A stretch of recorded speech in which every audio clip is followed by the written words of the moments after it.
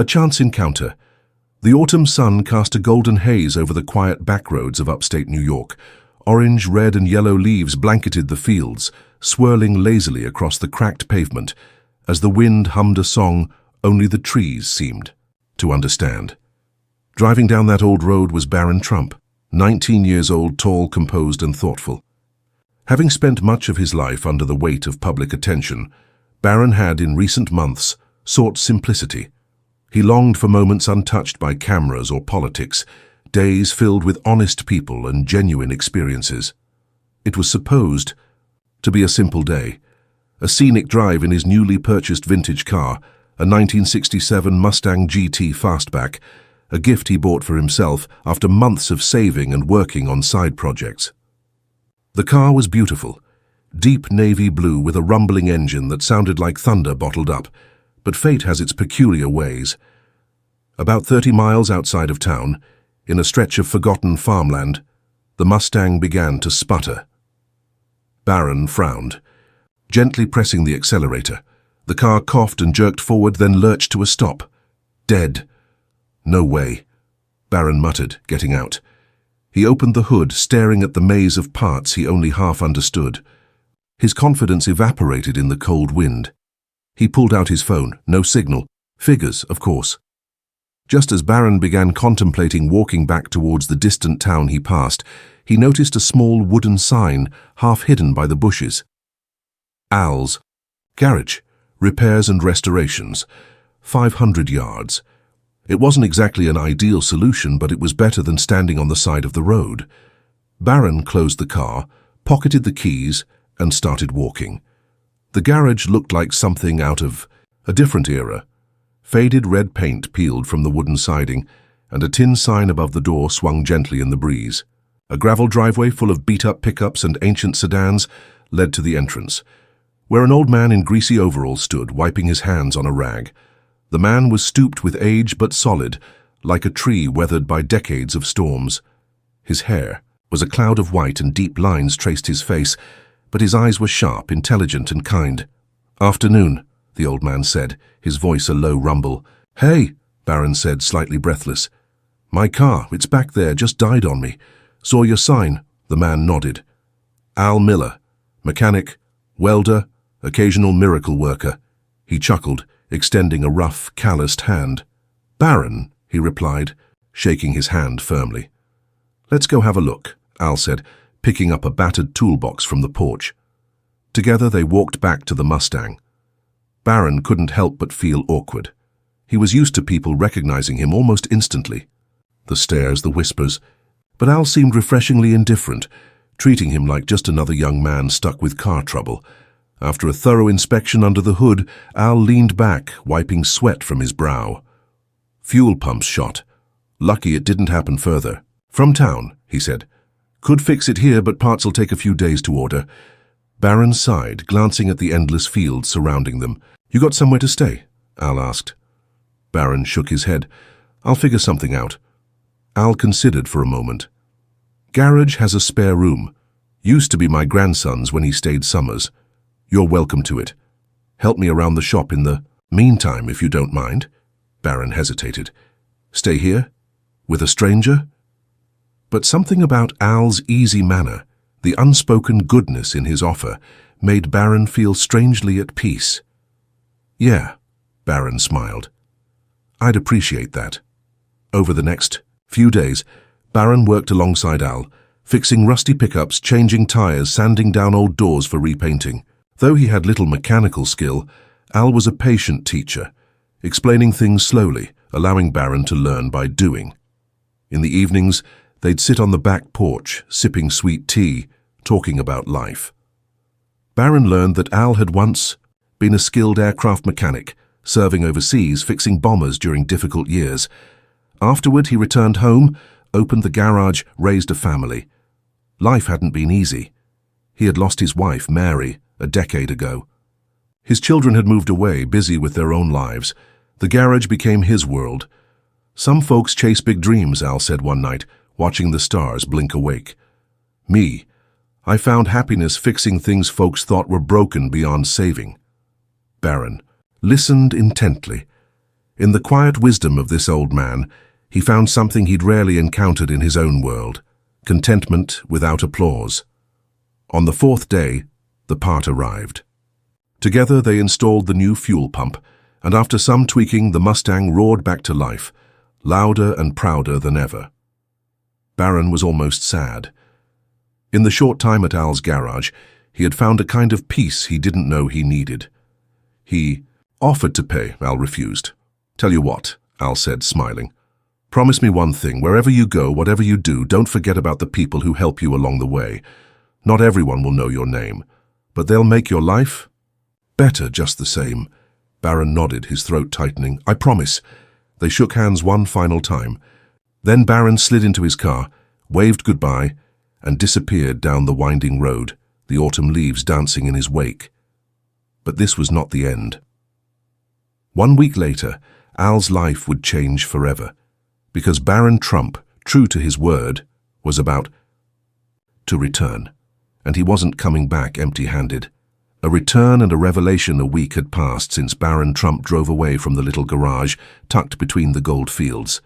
A week of thinking, a week of planning, because something inside him couldn't rest. The old man, Al Miller, hadn't just repaired his car. He'd repaired something inside Barron, too, something Barron hadn't even realized was broken.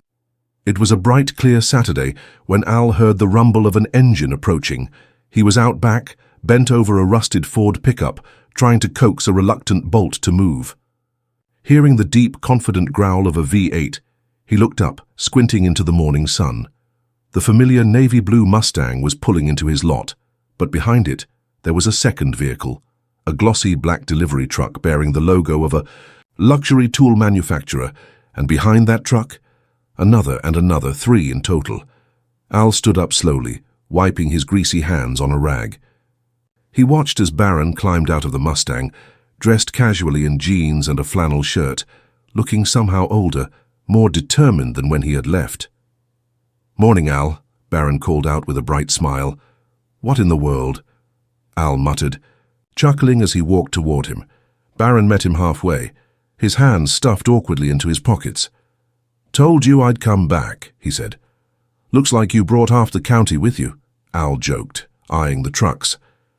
Barron grinned wider, his eyes glinting with excitement. "You once told me you never had time or money to upgrade this place, that you made do with what you had." Al shrugged. "True enough. Been doing it that way 50 years. Barron took a breath, looking around at the peeling paint, the cracked concrete, the sagging roof. And he saw it again, what he had seen the first time, a heart of gold beneath all the wear and tear. "You deserve better," Barron said simply. Before Al could protest, the drivers of the delivery trucks hopped out, opening the rear compartments to reveal pallets stacked with boxes, top-of-the-line car lifts, welding machines, tire changers, diagnostic, computers, toolkits that gleamed under the sun.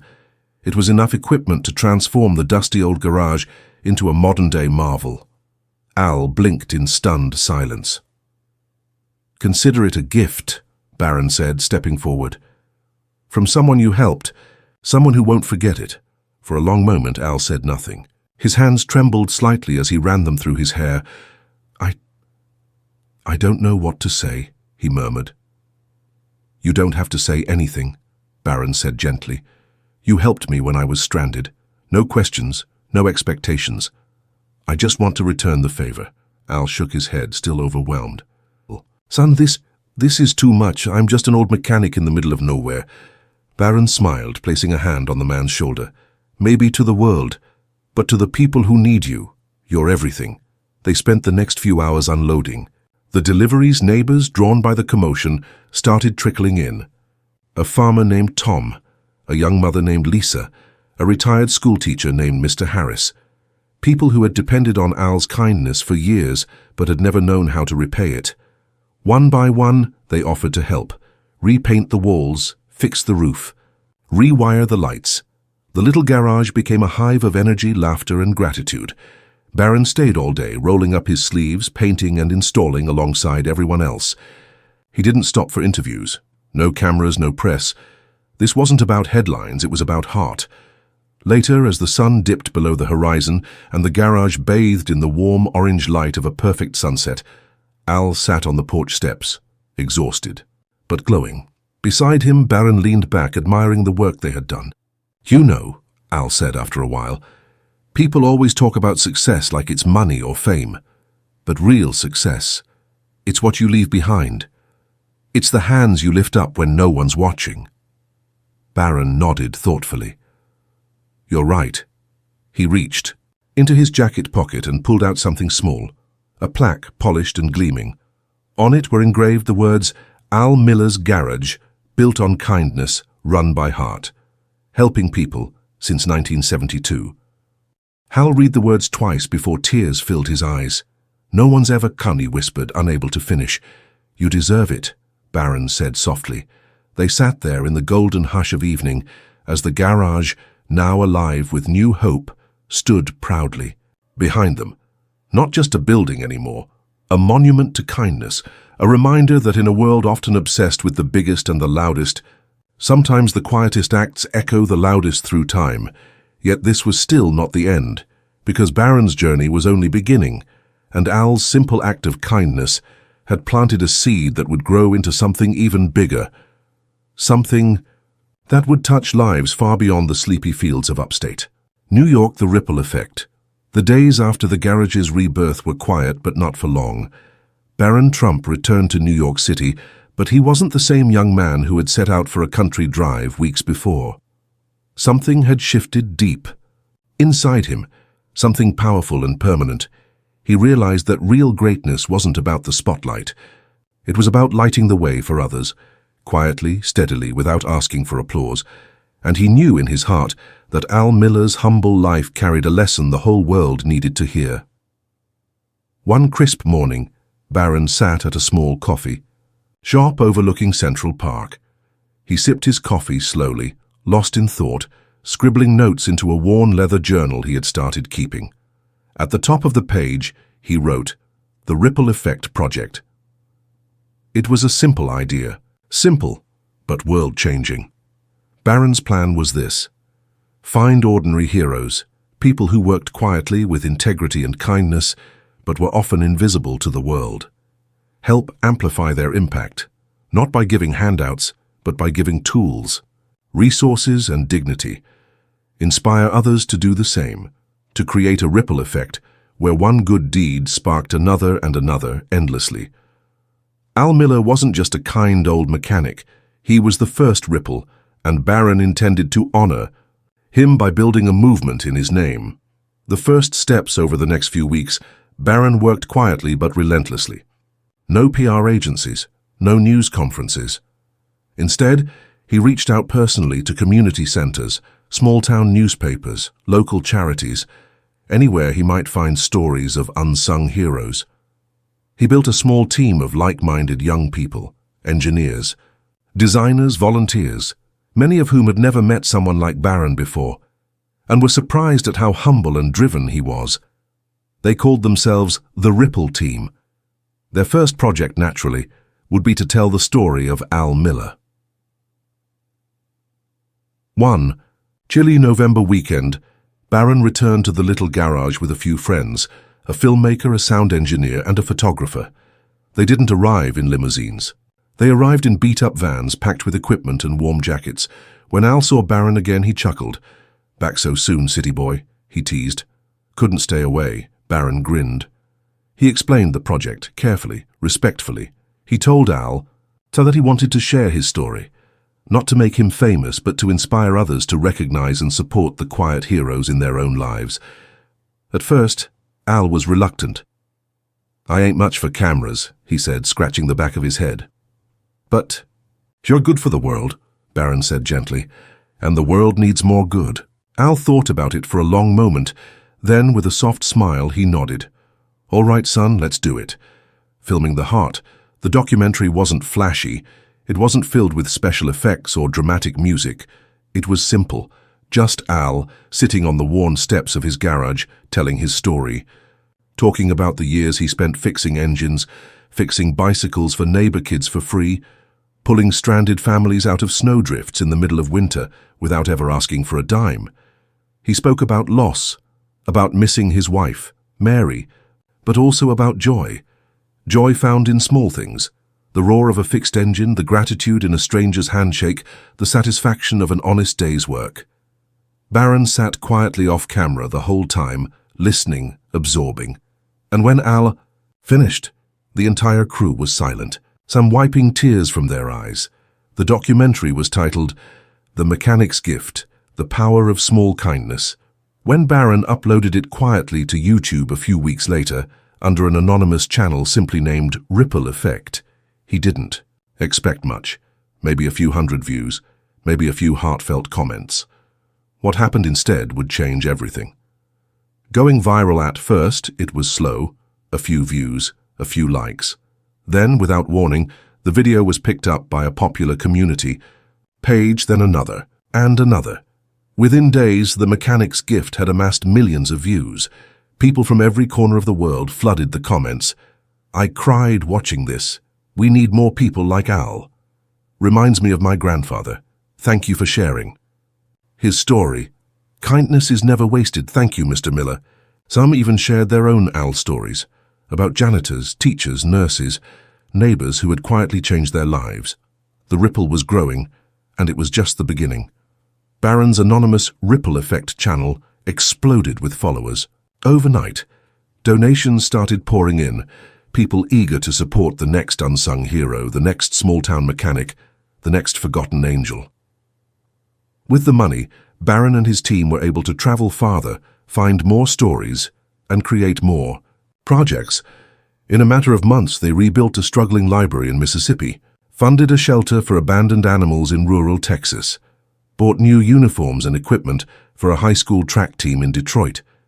Each project was documented quietly, respectfully, always focusing on the heroes, not on Barron or his team, the EC. Focus remained pure. The ripples continued. Meanwhile, back in his little garage, Al Miller's life had transformed too. Not because of money or fame, but because for the first time in years he was surrounded by people, young and old, who came by not just for repairs, but to shake his hand, to thank him, to bring him pies, coffees, old photos of cars he had fixed decades ago. The garage became a beacon, a meeting place for kindness, and Al just kept doing what he had always done, fixing what was broken, restoring what others gave up on, with a quiet smile and a heart big enough to lift the whole world. Yet even bigger things were still ahead. Because soon, an unexpected invitation would arrive at Al's door, an invitation that would bring the story full circle in a way no one, not even Barron, could have predicted. An invitation that changed everything. Winter arrived early that year, sweeping across upstate New York with a silent, icy grace. Al Miller, bundled up in a thick flannel jacket and worn leather gloves, stood outside his garage, watching as the first heavy snowflakes drifted down onto the cracked driveway. He was fixing an old snowblower for Mrs. Langston, the widow who lived 2 farms over. Al worked slower these days. His joints ached more, his breaths came heavier. But still, he worked. He had found a new purpose in the past few months, more than he had ever expected at this late chapter of his life. People came from miles around now, not just to get their cars fixed, but to meet him, to thank him, to shake the hand of the man who had, without even trying, become a quiet symbol of the goodness the world sometimes forgot existed. As Al leaned over the machine, grunting as he tightened a stubborn bolt, a car pulled into the driveway. Not one of his usual customers. This was a sleek black sedan, shining against the snowy grayness. A young woman stepped out, bundled in a smart wool coat. She walked briskly toward Al, her heels crunching the gravel. "Mr. Miller," she said, offering a polite smile. "That's me," Al replied, standing upright and wiping his hands on a rag. She extended a thick envelope with gold-embossed lettering. "I'm with the American Heart Foundation," she said. "We would be honored if you would join us as our guest of honor at our annual Hearts of Gold Gala in Washington, D.C. Hal blinked. "Me?" he asked, incredulous. "Yes, sir," she said, smiling warmly. "Your story has touched millions. You've reminded people that kindness, steady, everyday kindness, is what truly holds communities together." We want to celebrate. That? Al chuckled, a raspy, disbelieving sound. I ain't no hero, ma'am. I'm just a grease monkey with bad knees. She laughed gently. Maybe, but sometimes those are the real heroes. Inside the envelope was an official letter, a plane ticket and an invitation, all expenses paid, formal attire provided, a seat at a table surrounded by senators, CEOs, humanitarians, the faces you saw in magazines and news broadcasts, and at the bottom of the letter, handwritten, "You are the heartbeat of America, Mr. Miller. Thank you for reminding us what matters most." Al stood there for a long time after she left, holding the envelope, watching the snow settle thick around his boots. He never imagined leaving his little town again. He never imagined anyone outside his county would know his name. And yet here, he was invited to stand on a stage in front of thousands. He needed to talk to Barron. The preparation, when Barron heard about the invitation, he was thrilled. "Hal, this is amazing," he said over the phone, his voice full of excitement. "You have to go." "I don't know, kid," Al said gruffly. "I ain't cut out for tuxedos and speeches." "You don't have to be anything but yourself," Barron assured him. "That's what they want. That's what the world needs." Al was quiet for a moment. Then he chuckled. All right. Guess an old dog can learn a few new tricks." The days leading up to the gala were a whirlwind. Barron personally arranged everything. A professional tailor to fit Al for a tuxedo, comfortable shoes, even a warm coat for the DC chill. Al protested the fuss, but secretly appreciated it. The townspeople threw him a little send-off party at the local diner. Mrs. Langston baked her famous apple pie. Tom the farmer gave him a handmade bolo tie. Even the mayor showed up, handing Al a small plaque, in recognition of a lifetime of service to the heart and soul of our town. Al, who never sought recognition in his life, found himself blinking, back tears. The journey on, the morning of the flight, Barron personally drove up to pick Al up.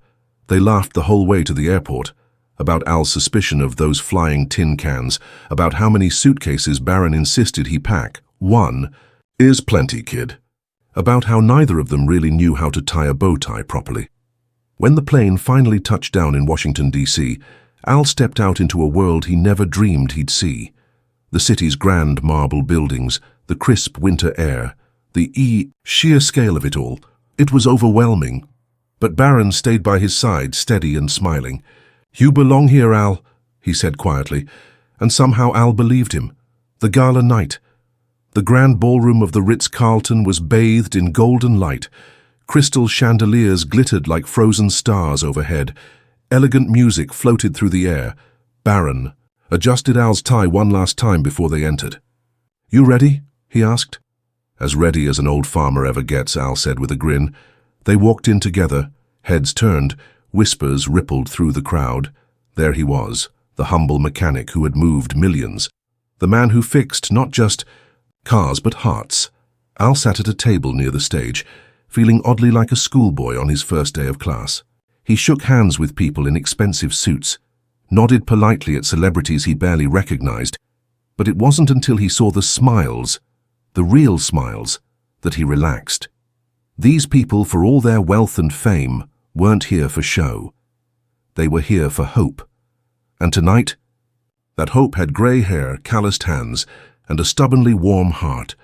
The speech, when they called his name, Al froze for half a second, but Barron gave him a nudge and a wink. "You got this." Slowly, Al made his way up the steps to the podium. The high ballroom hushed to complete silence. Al looked out over the crowd, hundreds, maybe thousands, and cleared his throat. "I ain't much for speeches," he began, his voice rough but strong. A ripple of laughter warmed the room. "I spent most of my life under the hood of a car, grease under my nails, oil on my boots. Never thought much about awards or galas or any of this." He paused, taking a breath. "But what I learned fixing old engines and bent fenders is that broken things can be made whole again. Sometimes all it takes is patience and a little bit of heart." A tear slipped down Barron's cheek as he listened. Al continued, his voice gaining strength. "We live in a world where it's easy to give up on things, on cars, on people, on each other. But I reckon if we just take the time, if we just care enough to get our hands dirty, we can fix more than we think. We can heal more than we know." The room erupted in applause. Real thunderous applause. Barron stood clapping until his hands ached. In that moment, the whole world knew what Barron had known the first time he met Al on that dusty country road. This man was a national treasure. As Al stepped down from the stage, he wasn't thinking about the cameras flashing or the famous hands reaching to shake his own.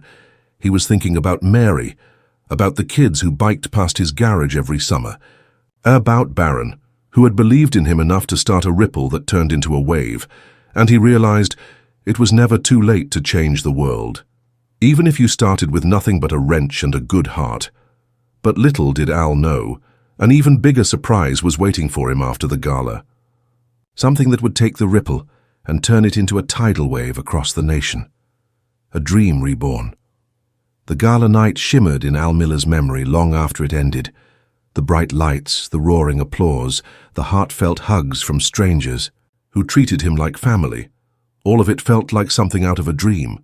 But life, as Al knew too well, has a way of surprising you when you least expect it. And as he returned to his small-town garage, the same peeling red building, same gravel driveway, Al thought maybe the biggest moments of his life were behind him now. He couldn't have been more wrong.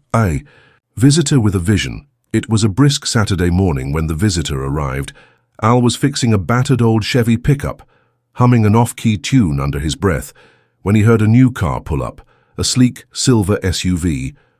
Out stepped a woman in Sirwire, her mid-40s, smartly dressed but approachable, carrying a leather briefcase and a warm smile. "Mr. Miller," she called. "That's me," Al said, wiping his hands on a towel. "My name's Dana Whitmore," she said, extending her hand. "I represent the National Foundation for Vocational Excellence." Al tilted his head, intrigued but cautious. "I watched your speech at the Hearts of Gold Gala," Dana continued, "and it got me thinking." She opened her briefcase and pulled out a thick folder. "America needs more people like you. People who know how to fix things, not just machines, but communities, skills, pride." Al listened, not sure where this was going. Dana smiled. "We want to help you open a training center, right here in your town." Al blinked. "A what now?" "A place where young people, especially those who can't afford college, can come learn real skills, mechanics, welding, carpentry, life skills too, budgeting, communication, work ethic." She placed the folder into his hands. "We're prepared to fully fund it. Land, building, equipment, instructors, and everything." Al stared at the folder, stunned. "You mean me, running a school?" "Not just a school," Dana said. "A legacy, the seed of an idea." That night, Al sat on the porch with Barron, the folder heavy in his lap.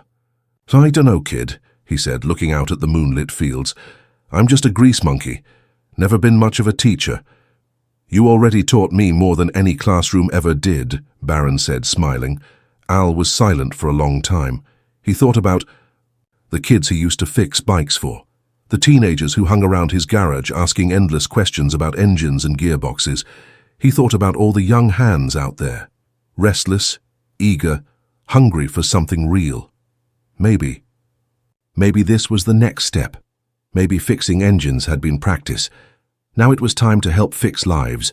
Breaking ground spring thawed the snow earlier than usual that year, and when the earth softened, the town gathered like a family reunion at the far edge of Al's property next to the garage. They broke ground. Barron was there, swinging a golden shovel next to Al. The mayor made a short speech.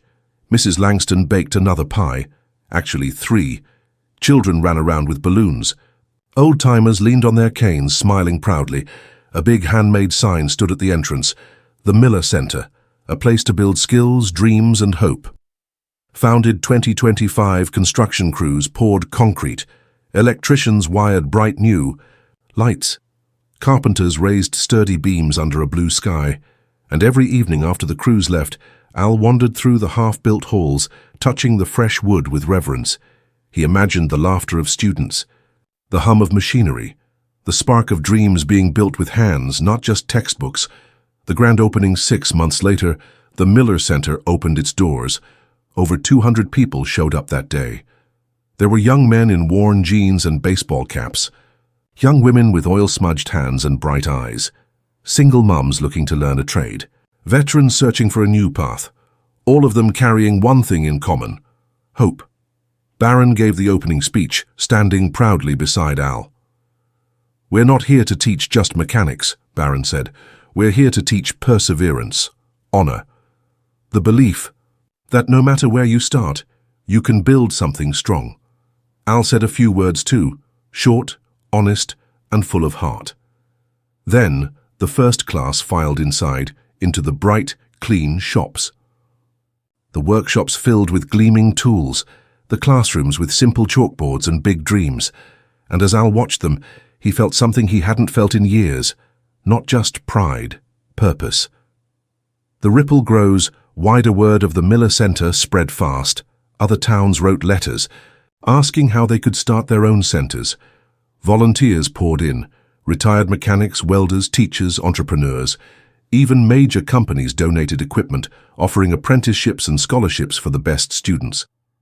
The ripple effect. Project, born from a broken Mustang on a country road, had become something unstoppable. It wasn't just about Al anymore. It was about every small-town kid who thought they had no shot, every forgotten dream that deserved a second chance. And everywhere Al went now, hardware stores, diners, church pews, people greeted him the same way. "Hey, Mr. Miller, thanks for believing in us." One final surprise one golden afternoon, Barron pulled up to the garage in his Mustang. Now fully restored and gleaming, he jumped out, carrying a large package wrapped in brown paper. "What's this, kid?" Al asked. Barron smiled mysteriously. "Open." Go inside was a framed certificate, simple and elegant. It read, "The Presidential Medal of Freedom, awarded to Mr. Al Miller, for services to American communities, character, and dreams." Al stared at it, silent, overwhelmed. Tears welled up, unashamed. "I don't deserve this," he whispered. Barron grinned, slapping him gently on the back. "You do, Al, because you taught us that fixing things is about more than wrenches and bolts. It's about fixing hearts, fixing faith in each other." And for once Al had no words, only gratitude, and a heart so full it felt like it might lift him right off the ground. The nation listens. The months that followed. The Miller Center's opening were unlike anything the little town had ever seen. Newspapers arrived. Documentary crews too. But Al insisted they be respectful, humble, just like the center itself. "No spotlights," he said. "Let the kids be the stars." And they were. Students who once struggled to see a future for themselves now built engines from scratch, welded intricate steel structures, and repaired battered tractors brought in from neighboring farms. The once empty classrooms hummed with energy, laughter, and the steady whir of dreams being rebuilt. But the ripples were growing wider still. All across America, people watched and listened, because it wasn't just a story about an old mechanic anymore. It was about a new way of thinking. A belief that kindness and skill could heal communities, stronger and faster than politics or promises ever could. An idea takes root one morning. Barron was sipping coffee at Al's kitchen table when his phone buzzed. It was a message from Dana Whitmore, the representative from the National Foundation for Vocational Excellence. "Call me ASAP. Big news." Barron excused himself and stepped outside, phone pressed to his ear. Dana's voice was electric with excitement. "Barron," she said, hardly able to contain herself. "It's happening." "What's happening?" "Congress just approved a bipartisan initiative based on your Ripple Effect project and the Miller Center model to fund vocational centers in every state." Barron's jaw dropped. "You're kidding." "Not kidding. They're calling it the Miller Initiative, named after Al. You started something bigger than you realize, Barron. You and Al, you changed the conversation." Barron leaned against the porch, rail, stunned. From a broken-down Mustang to a garage to a national movement, it felt almost impossible, and yet it was real. A call from the White House. It wasn't long after that when the second surprise arrived. One snowy afternoon, as Barron and Al were fine-tuning a student's rebuilt go-kart, a large black SUV pulled into the driveway. Out stepped two men in dark suits, Secret Service. Behind them, a figure Barron recognized immediately, though he hadn't seen him in years. Was the President of the United States himself. Not Barron's father. No, a new president. Someone who had watched quietly as the world changed and had taken notice of who had truly inspired it. The president smiled warmly and extended his hand to Al. "Mr. Miller," he said, shaking firmly. "It's an honor." Al blinked, looking half-ready to grab a wrench and defend his turf. "Relax, Al," Barron whispered, grinning. The president continued. "I'm here to invite you both to the White House," he said, "for a very special event. We're establishing a national day of community builders, honoring those who fix, heal, and lift others quietly. And we'd like you, Mr. Miller, to be the first honoree." Al looked completely shell-shocked. "But I'm just a mechanic," he said, voice cracking. "And America," the president said, "was built by people just like you." A journey to Washington. Again, when the day arrived, it wasn't just Al and Barron who made the trip. They brought a whole busload, students from the Miller Center, teachers, families who had benefited from the ripple, even Mrs. Langston, clutching a homemade pie tightly in her lap. When they arrived at the White House, it was a sea of cameras, flags, and polished marble halls. But Al stayed grounded, wearing the same bolo tie Tom the farmer had given him months earlier. The ceremony was held in the Rose Garden under the spring sun. Barron stood proudly behind Al as the president spoke. "Today we honor a man who taught us that greatness is not in grand gestures, but in quiet persistence, in honest labor, in the willingness to fix what others would abandon. Mr. Al Miller, you have reminded America of who we truly are, and today, in your name, we pledge to build a nation where every hand, every heart, and every hopeful dream is valued." The crowd erupted into applause. Al's name would be etched into history, not for power, not for wealth, but for heart. Tears streamed down Barron's face as he watched. This was what it meant to create a legacy. This was real greatness. An unexpected gift for Barron. After the ceremony, as the crowds dispersed and the cameras packed away, the president pulled Barron aside. "You," he said, pointing at Barron, "started this with a simple act of gratitude. We want to honor that too." He handed Barron a certificate, simple but powerful, Presidential Commendation for Youth Leadership and Community Impact awarded to Barron Trump for inspiring a nation to rediscover its heart. Barron stared at it, speechless. He had never sought recognition, but standing there, surrounded by Al, the students, and the living proof of what kindness could do, he realized something. Sometimes, true leadership isn't about standing in front of a crowd. It's about lifting others up so they can stand tall too. Back home. A new beginning. When they returned home, life settled into a new, beautiful rhythm. The Miller Center expanded, building a second wing for electrical training and digital technology. More volunteers arrived, more dreams were built, and every morning, without fail, Al showed up early, his old coffee mug in hand, to sweep the floors, check the tools, and make sure every student felt seen, heard, and valued. Barron continued, leading the Ripple Effect project, launching new centers across the country, always carrying Al's lessons with him. And though life grew bigger and busier, they never forgot the truth that started it all. One act of kindness can change the world.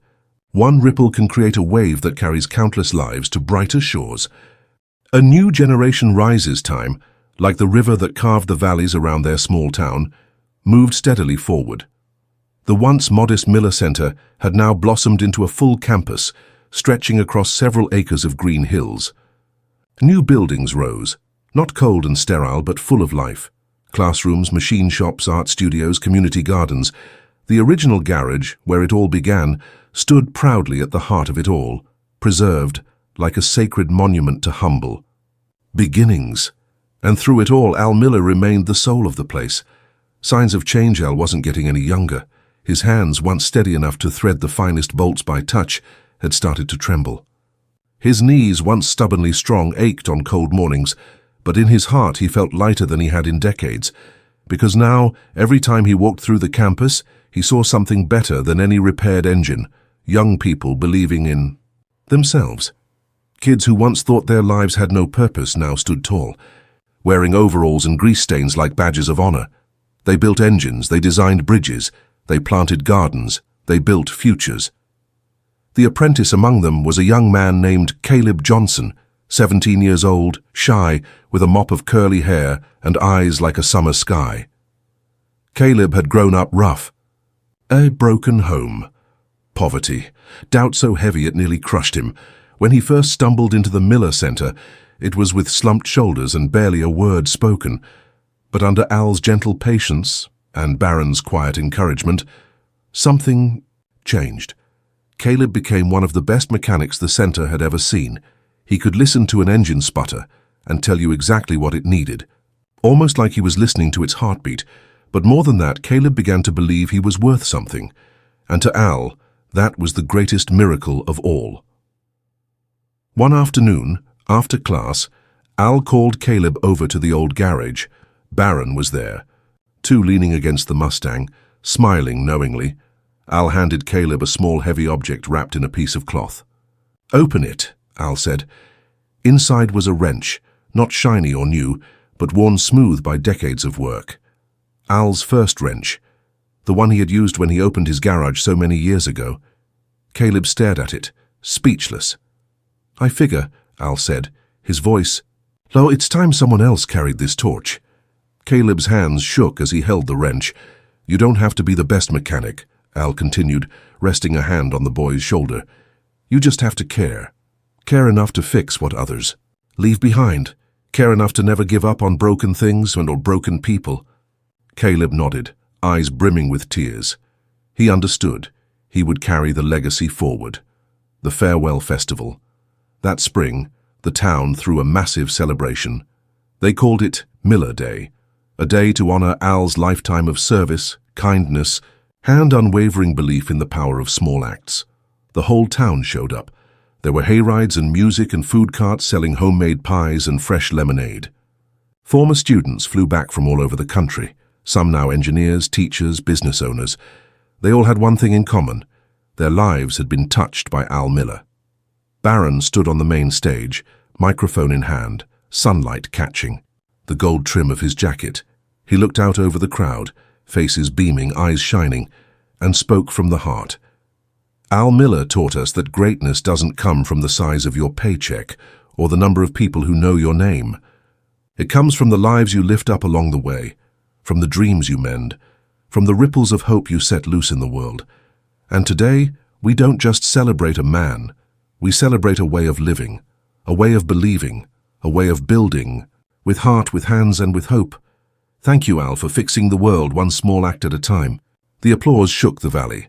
Children released hundreds of bright balloons into the sky, each carrying a handwritten message of thanks. And somewhere between the laughter and the music, Al sat quietly on a bench, watching the sun sink low over the fields he loved. He felt no sadness, only peace, because he knew the ripple would continue long after he was gone. The legacy lives on years past. The Miller Centers multiplied across the nation. Small towns once forgotten found new life. Students who graduated from the Miller programs started their own businesses, rebuilt their communities, mentored the next wave of dreamers. And the original garage, that dusty, peeling building where it all started, became a national landmark.